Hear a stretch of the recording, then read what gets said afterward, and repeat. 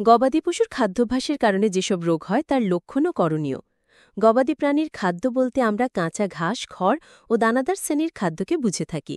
প্রাণী সম্পদের উৎপাদনের যেমন দুধ, মাংস, ডিম ও বাচ্চা ইত্যাদির সাথে সুষম খাদ্যে ব্যবস্থাপনা খুবই গুরুত্বপূর্ণ। এই খাদ্য প্রাণীকে সরবরাহ করার ক্ষেত্রে সচেতনতা অবলম্বন ও পুষ্টিবিদের পরামর্শ মেনে রেশন বা খাবার তৈরি ও ব্যবস্থাপনা করা উচিত। প্রাণীর, বিশেষ করে গরুর খাদ্যাভ্যাস, হজম ও বিপাকজনিত রোগসমূহের জন্য মূলত আমাদের অসচেতনতা ও পুষ্টিবিদের পরামর্শ গ্রহণ না করাই দায়ী। আমরা এই রোগসমূহ নিয়ে ধারাবাহিকভাবে আলোচনা চালিয়ে যাচ্ছি।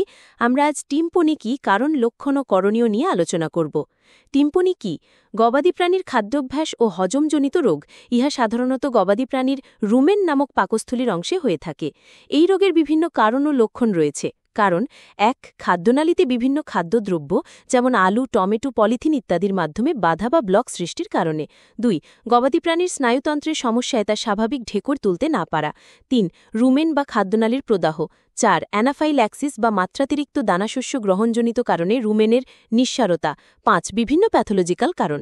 লক্ষণ: ১. হঠাৎ করে পেটের বাম পাশ বা উভয় পাশ ফুলে যায়। ২. আক্রান্ত প্রাণী অস্বস্তি বোধ করে, বারবার মাটিতে শুয়ে পড়ে এবং ওঠেও মাঝে মাঝে পেটে লাথি মারে। ৩. ফেনামুক্ত গ্যাস উৎপন্ন হয়। ৪. শ্বাসকষ্ট হয় এবং জিহ্বা বের করে মুখ হাঁ করে শ্বাস নেয় ও লালা নিঃসৃত হয়। ৫. জাবুর কাটা ও রুমেনের নড়াচড়া কমে যায় বা বন্ধ হয়ে যায়। রোগ নির্ণয়: ১. খাদ্যের ইতিহাস। ২. বৈশিষ্ট্যপূর্ণ লক্ষণ। আমাদের করণীয়: একটি খামারকে সুন্দরভাবে পরিচালনা করতে চাইলে সবগুলি বিষয়কে গুরুত্ব দেওয়া উচিত।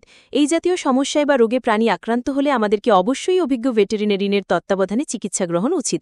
আপনি চাইলেই সমস্যায় বা রোগে দেশের যে কোনো প্রান্ত থেকে যে কোনো সময় প্রয়োজনীয় পরামর্শ ও চিকিৎসা সেবা তাৎক্ষণিকভাবে ফোন করে গ্রহণ করতে পারেন। গ্রন্থনা: অধ্যক্ষ মহসিন আলী আঙ্গুর, সম্পাদক ও প্রকাশক মুজিবনগর খবর.com, মেহেরপুর।